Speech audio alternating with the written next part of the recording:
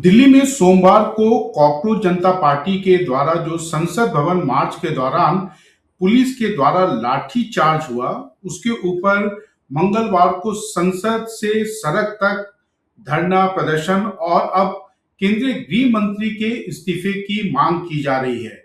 ये जो लाठीचार्ज था, ये क्या अवॉइडेबल था? और इसके अन्य पहलू के ऊपर आज हमारे साथ चर्चा करने के लिए रिटायर्ड आईपीएस अधिकारी यशोवर्धन आजाद हैं। यशोवर्धन जी, कल आपने लाठी चार्ज देखा, ये कितना हद तक जस्टिफाइड था? क्या ये संभव है कि कोई भी प्रदर्शन जब पार्लियामेंट हाउस पे होता है और प्रदर्शनकारी घुसना चाहते हैं पार्लियामेंट हाउस में, तो क्या वो बीच बचाव से क्या वो प्रदर्शन समाप्त हुआ है कभी आज तक? मैं तो पार्लियामेंट हाउस के बगल में बच्चे से रह रहा हूँ और उसी समय से देख रहा हूँ कि हर तरह के प्रदर्शन होते हैं। और जितने भी प्रदर्शन वो होते हैं, वो कूच करना चाहते हैं पार्लियामेंट की ओर, बैरिकेड वो तोड़ते हैं। तो बैरिकेड जब वो तोड़ते हैं या वो 144 का उल्लंघन करते हैं, तो पुलिस के पास बताइए क्या प्रक्रिया है कि उनको किस तरह से रोकें? समझाइश बुझाइश से, स्वीट्स खिला के, चॉकलेट खिला के कैसे करें बताइए? तो ये नहीं, तो लाजमी है कि ऐसी घटनाएं होंगी। नहीं, हमने दो तीन चीजें देखी, जैसे कि हमने देखा है कि जब भी बैरिकेड तोड़ा जाता है तो वाटर कैनन का इस्तेमाल किया जाता है। लेकिन कल का जो लाठी चार्ज हुआ, उसमें कहीं वाटर कैनन का इस्तेमाल नहीं किया गया। टीयर गैस के गोले दागे गए। तो क्या आपको लगता है कि लाठी चार्ज के अलावा और कोई दूसरा विकल्प नहीं बचा था? ऐसा है कि प्रदर्शनकारियों ने भी जब पत्थर मारा इन पे, पुलिस वालों पे, तो उन्होंने वार्निंग देके तो नहीं किया था। पहले तो उन्होंने रुमाल नहीं फेंका था, सीधा पत्थर ही फेंका था। दूसरी बात यह है कि जब उन्होंने बस तोड़ा था, बल्कि मैं तो बताता हूँ कि पुलिस वालों ने काफ़ी रिस्ट्रेंट दिखाया कल। और ये बात सही है कि दो गलतियां पुलिस से ज़रूर हुई हैं कि टीयर गैस शेल कभी डायरेक्ट फायर नहीं किया जाता है। एक बार मैंने देखा कि किसी बच्चे को पेट में या कहीं पे टीयर गैस ये था। और दूसरा, जो लाठी चार्ज भी करते हैं तो उसमें थोड़ी संयमता तो बरती ही जाती है। लेकिन आजकल के ज़माने में ये कहना कि पहले झंडा ये दिखाया जाए, उसके बाद माइक्रोफोन पे बोला जाए, फिर ये संभव नहीं है, ये सब पॉसिबल नहीं है। जब पुलिस पे कभी अचानक अटैक होता है तो फिर पुलिस को रिएक्ट करना पड़ता है। आई मीन, और ब्रुटैलिटी की जहाँ तक बात है पुलिस की, ये तो हर प्रदर्शन के बाद ऐसे आरोप लगते हैं और गृह मंत्री को इस्तीफा देना पड़ता है। मैं समझता हूँ कि जो बुनियादी सवाल है उस पे ज़्यादा बात करना चाहिए।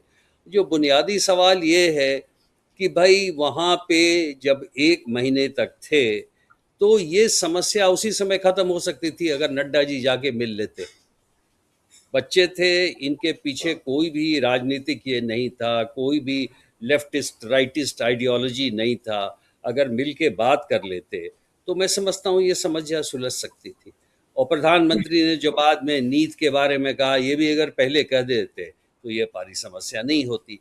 लेकिन अगर उस दिन जिस तरह की स्थिति थी, दो चीज़ें हुई। एक बात सही है, सरकार ने ये अंदाज़ा नहीं लगाया था कि 50,000 की भीड़ आ जाएगी। उन्होंने सोचा था कि 5-6 हज़ार में यह मामला निपट जाएगा और इसीलिए हम इनको बंद करके रख देंगे।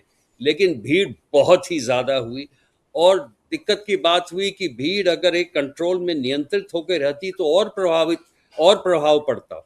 लेकिन वो फिर पार्लियामेंट के तरफ मार्च करने लगे, तो पार्लियामेंट तो खैर नहीं अलाउ कर सकते हैं जाने के लिए, और उसीलिए पुलिस को ये किया गया। जब पुलिस के लाठी चार्ज होता है तो पुलिस की लाठी चार्ज कभी माइल्ड लाठी चार्ज तो कोई चीज़ नहीं है कि नहीं? तो यशोवर्धन जी, उसमें मैं यहाँ थोड़ा सा आपको रोक रहा हूँ। कल हमने जो देखा, काफी हुई, ये जो विजुअल्स है काफी वायरल भी है। वो है प्लेन क्लोथ्स में काफी सारे लोग थे जो लाठी चार्ज कर रहे थे। ये क्या सही है या ऐसा? इसकी भी दिल्ली पुलिस के या हर राज्यों में इसकी भी एक परंपरा रही है कि कुछ पुलिस वाले जो हैं वो प्लेन क्लोथ्स में होते हैं और वो उनको भी लाठी चार्ज करने का एक तरह का राइट है। नहीं, तरीके से मैं समझता हूँ, ये मेरी सोच है कि अगर लाठी चार्ज करने वाली फोर्स है तो उसे यूनिफॉर्म में होनी चाहिए। मैं नहीं सोच समझता हूँ कि ये कोई स्पेशल ऑप्स का यूनिट है जिसको कि लाठी दे दिया जाए, ऐसा नहीं होना चाहिए। बल्कि मैं तो ये भी कहता हूँ कि लाठी चार्ज करने वाले यूनिट के पास कैमरा भी लगा रहना चाहिए ताकि पता लगे कि किन परिस्थितियों में वो लाठी चार्ज कर रहे हैं। ये सब चीज़ें हैं जो कि पुलिस सुधार की आवश्यकता है और जो हम नहीं करना चाहते हैं। जब वो क्रिमिनल लॉज हुए उसके पहले ही हमने कहा था कि एक पुलिस सुधार आयोग के ज़रिए ये सब सुधार उसमें आनी चाहिए थे। जैसे एक बात और है जो मैं आपके पहले कह दूं कि उसमें कुछ डॉक्टर्स थे जो कि सहायता करने के लिए आए थे और उनको भी जब पुलिस ने भगा दिया, पीट दिया या वहाँ से भगा दिया, वो एक गलत बात है। मैं समझता हूँ इतनी सेंसिटिविटी होनी चाहिए थी पुलिस में कि अगर ये हॉस्पिटल में ले जाने वाले लोग हैं, डॉक्टर्स हैं, तो इनको अलाउ करना चाहिए। एक बल्कि गंभीर रूप से आहत है कोई छात्रा जो आरएमएल में है और उसकी स्थिति भी शायद सीरियस है, क्योंकि डॉक्टरों ने कहा था कि हेड इंजरीज भी काफ़ी हुई हैं। नहीं, महिला प्रदर्शनकारियों पे भी हमने देखा कि जो पुरुष पुलिसकर्मी हैं वो उनके ऊपर लाठी चार्ज कर रहे हैं, वो उनको लात से मार रहे हैं। तो क्या दिल्ली में ये पुलिस की परंपरा रही है? नहीं, देखिए, महिला पुलिस तो है, महिला पुलिस को भी देखा मैंने लाठी चार्ज करते हुए महिलाओं पे। लेकिन अब आप ये एक्सपेक्ट करें कि हर जगह महिला पुलिस रहे महिलाओं के लिए, ये लॉ एंड ऑर्डर में संभव नहीं है। ये इसलिए ऐसी परिस्थितियां बन सकती हैं जबकि अ, ये ऐसी बात हो जाए। एक आज राहुल गांधी और उनके साथ जो है कांग्रेस पार्टी के सांसद, दो राज्यों के मुख्यमंत्री, उन्होंने प्रधानमंत्री आवास तक मार्च किया, वहां पर धरना पर बैठे हुए हैं। तो ये क्या आज के पहले या कम से कम पिछले 10-12 वर्षों में ऐसी घटना देखने को नहीं मिली कि प्रधानमंत्री आवास के सामने कोई धरना आयोजित हो जाए और लोग जो है घंटों जो है वहां पर धरना पर बैठे और दिल्ली पुलिस के अधिकारी, देश के जो गृह सचिव हैं और साथ साथ जो है केंद्रीय गृह राज्य मंत्री जितेंद्र सिंह वहां पर जाके उनको समझाने की कोशिश करें। तो ये आप मानते हैं कि दिल्ली पुलिस का एक और आईबी का एक बड़ा इंटेलिजेंस फेलियर रहा? नहीं, बिल्कुल नहीं, बल्कि मैं तो इसका स्वागत करता हूँ। और मैं तो बल्कि ये कहूँगा कि इस पूरे 12 साल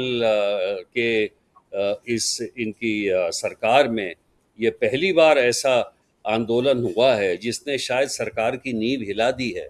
और इसके ऐसे आंदोलन के बाद ही नड्डा जी ने आकर ये उचित समझा कि आकर छात्रों से बात करें, अस्पताल में मिलने गए। और नहीं तो ये सरकार तो कभी झुकती नहीं है और अभी तक उन्होंने इस्तीफा भी नहीं कराया है धर्मेंद्र प्रधान का। बल्कि कल की घटना को देखते हुए और आज फिर छात्रों के जमाव को देखते हुए उन्होंने राहुल गांधी को अलाउ किया उनके सामने। और एक एमपी अगर जा रहे हैं तो क्या खतरा है एक प्रधानमंत्री को। बल्कि प्रजातांत्रिक प्रणाली में तो ऐसी चीज़ों का स्वागत करना चाहिए। मैं दिल्ली पुलिस को बधाई देना चाहूँगा कि उन्हें अकल आ गई कि जहाँ तक अगर कोई भी विरोध अगर प्रजातांत्रिक रूप में, संवैधानिक रूप में किया जा रहा है तो उसको बिल्कुल अलाउ करना चाहिए। और आप देखिए रिएक्शन कि प्रधानमंत्री ने नीट के बारे में कुछ बोला, अभी उनको बोलना पड़ा, और उसके बाद जितेंद्र सिंह जी वो भी आए मिलने के लिए। ये भी एक बहुत अच्छी पहल है। तो मैं समझता हूँ कि हमारे प्रजातंत्र में ये एक बहुत अच्छा ये हुआ है, कार्य हुआ मैं है। आपसे एक अंतिम सवाल करना चाहूंगा कि क्वेश्चन लीक, इसका असल जड़ में जो सबसे बड़ा मुद्दा है वो है क्वेश्चन लीक, जिसकी जांच हर राज्य की पुलिस या दिल्ली में दिल्ली पुलिस हो या सीबीआई ने, कई बार सीबीआई को भी हैंडओवर इन्वेस्टिगेशन किया गया, लेकिन हमने देखा है कि जांच तो महीनों चलती है, अभियुक्त पकड़े भी जाते हैं, जो आरोपी होते हैं वो पकड़े भी जाते हैं, लेकिन उनका कन्विक्शन नहीं हो पाता। यानी कि कन्विक्शन होता तो एक बड़ा डिटेरेंस का काम करता। तो क्यों आखिर वो चाहे सीबीआई हो या स्टेट पुलिस हो, वो क्वेश्चन लीक के मामले में फिसड्डी साबित होती आई है? एक तो 2024 में तो वो जो लोग अरेस्ट हुए, संजू मुखिया या क्या नाम है बिहार में, उनका केस तो पहुंचा भी नहीं शायद न्यायालय में। और नहीं, उनके केस में मैं आपको अपडेट कर दूं, उनके केस हाँ, में सीबीआई 90 दिनों के अंदर चार्जशीट दायर नहीं कर पाई, जिसके कारण उनको ऑटोमेटिक बेल मिल गया था, जबकि या सबसे हाई प्रोफाइल केस था। हाँ, हाई प्रोफाइल, तो इसलिए मैं कह रहा हूँ कि ऐसे केस में देखिए, बिहार का जो माफिया है वो आपको भी मालूम है, हमें भी मालूम है किस तरह का माफिया है। बिहार की जो शिक्षा व्यवस्था है वो संपूर्ण राजनीति के आधार पे है। एक शिक्षक को बदलना, एक मिनिस्टर को हटाने से ज़्यादा मुश्किल है।